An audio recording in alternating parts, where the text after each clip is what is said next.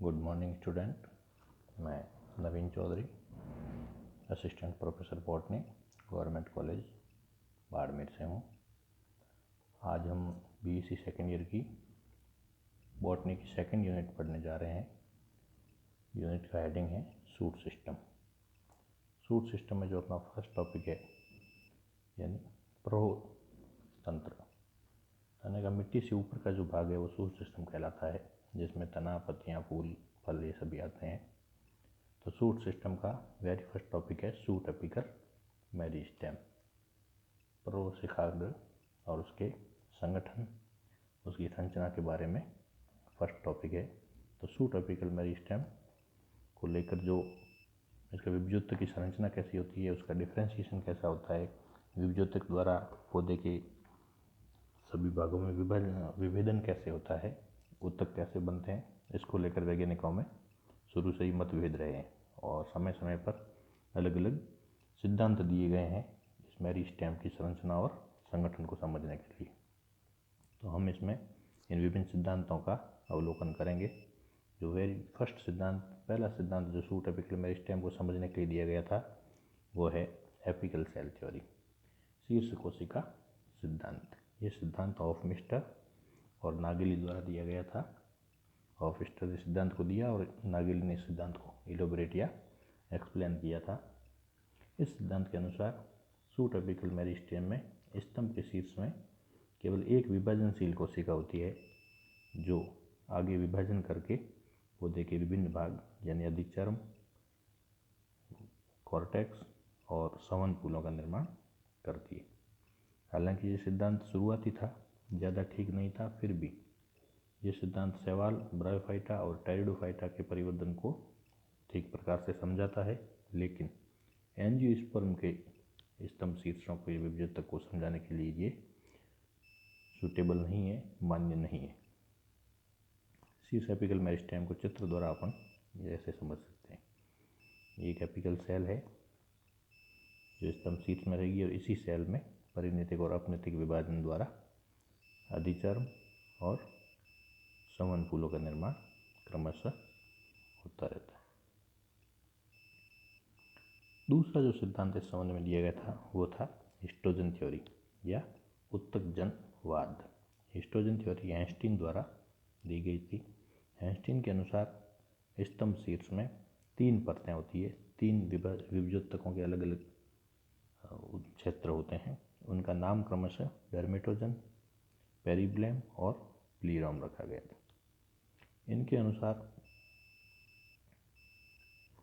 Dermatogen जो भाग है ये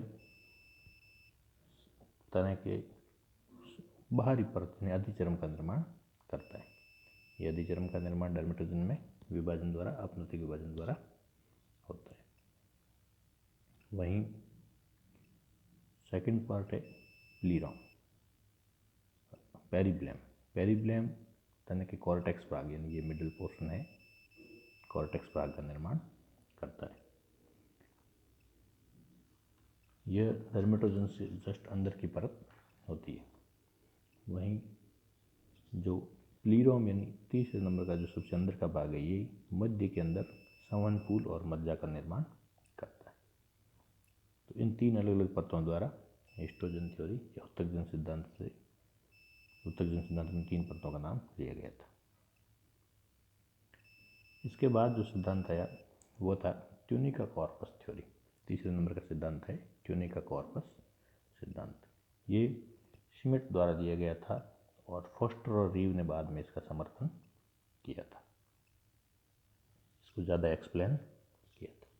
ट्यूनिका कॉर्पस सिद्धांत के अंदर मुख्य रूप से स्तंभ शीर्ष में 2 परतें मानी, एक को ट्यूनिका कहा गया और दूसरे को कॉर्पस कहा गया। इस चित्र द्वारा अपन देख सकते हैं कि जो बाहरी परत है इसको ट्यूनिका कहा है और अंदर की जो परत है इसको विभज्योतकी उत्तक है, इसको कॉर्पस कहा गया।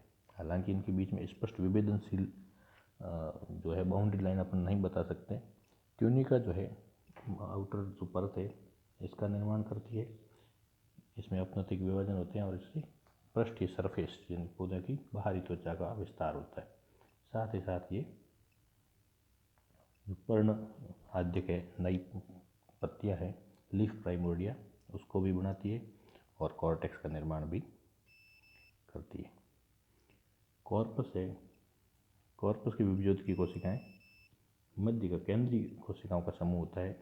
ये विभिन्न तलों में विभाजित करती है, परिणतिक और अपनतिक, और कोशिकाओं की संहति बढ़ाती है। ये संहति वैस्कुलर बंडल को बढ़ाती है, यानी पेरिसाइकल, जाइलम, फ्लोएम और मेडुला का निर्माण कॉर्पस के द्वारा होता है।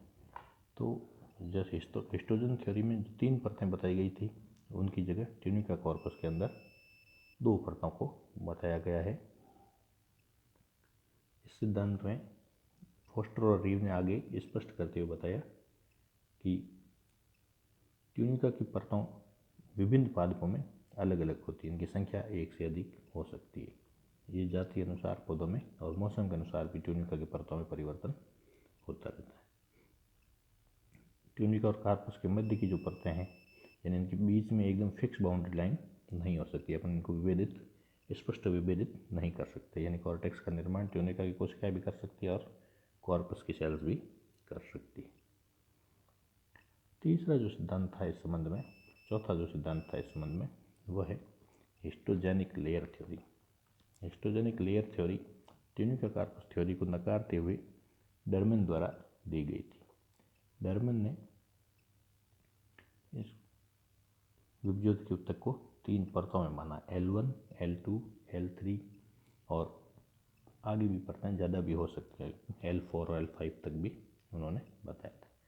इतनी अधिक परतों से उनका तात्पर्य था कि L1 जो परत है सबसे बाहरी परत होगी और अधिचर्म और पर्णों का निर्माण करेगी।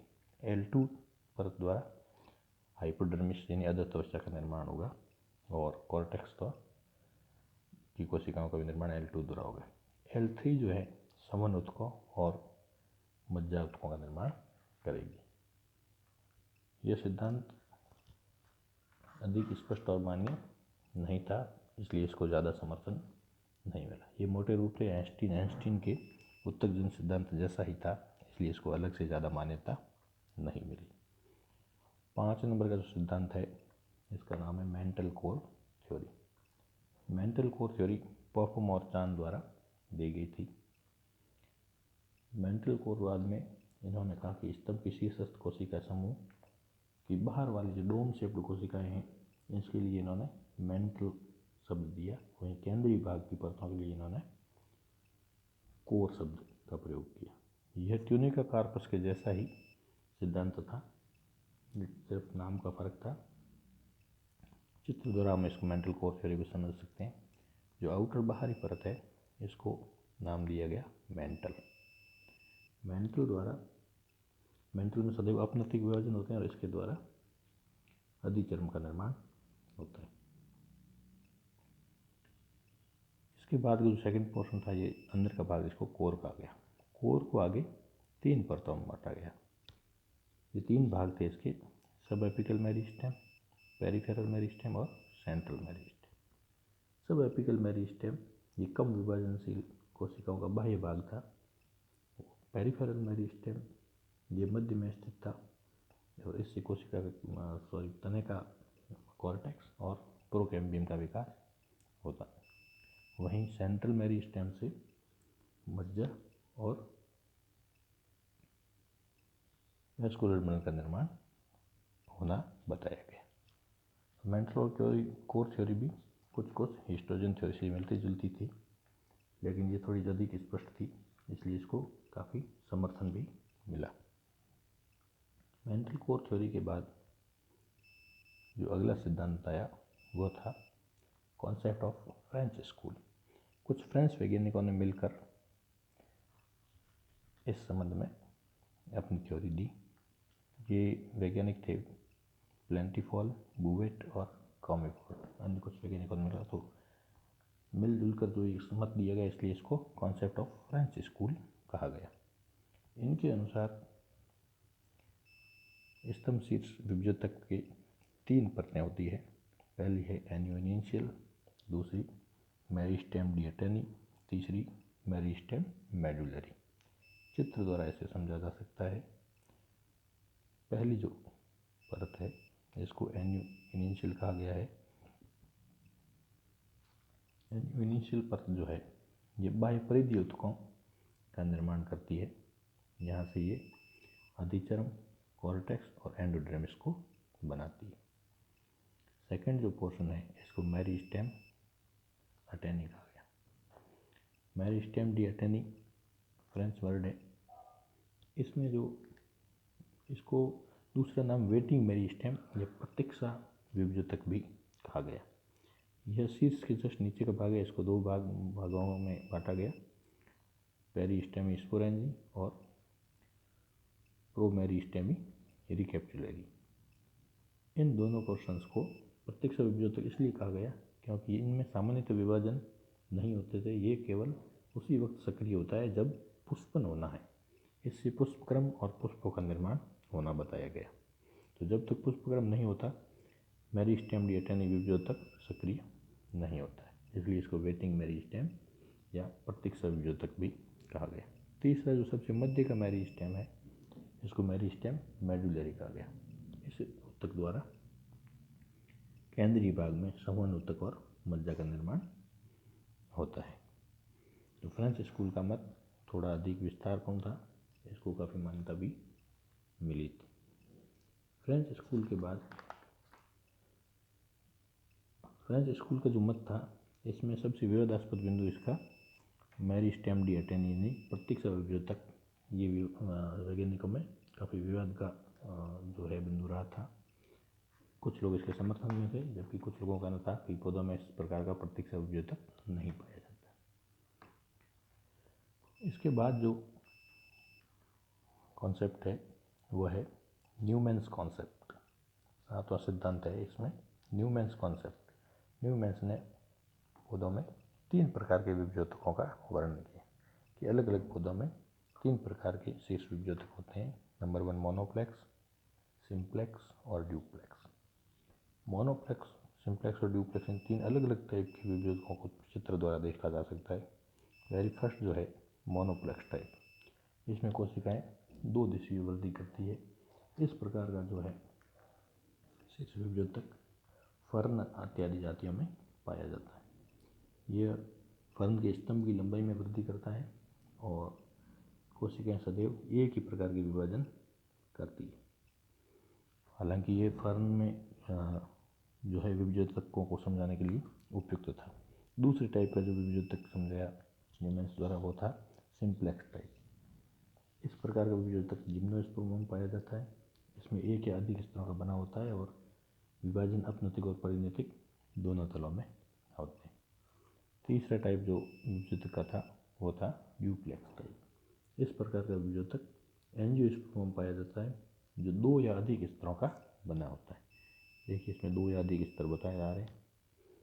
बाह्य स्तरों द्वारा सतही कोशिकाओं यानी अधिचर्म का निर्माण होता है। इनमें अपनतिक विभाजन होते हैं। आंतरिक जो स्तर हैं इनके द्वारा आंतरिक ऊतकों का निर्माण यानी संवहन ऊतकों का निर्माण और कॉर्टेक्स का निर्माण होता है। इनमें अपनतिक एवं परिणतिक दोनों प्रकार के विभाजन होते हैं। इस प्रकार उपयुक्त 7 सिद्धांतों द्वारा पौधों में विभ्युतकी ऊतकों का शीर्ष विभ्युतकी ऊतकों के बारे में समझाने के लिए बताई गई थी बातें। हालांकि इनमें से कोई भी सर्वमान्य एक सिद्धांत नहीं है, फिर भी एनाटोमिस्ट ने आपस में सहमति ध्यान रखते हुए ट्यूनिक आकार पर सिद्धांत है इसको ज़्यादा ठीक माना गया है। Thank you.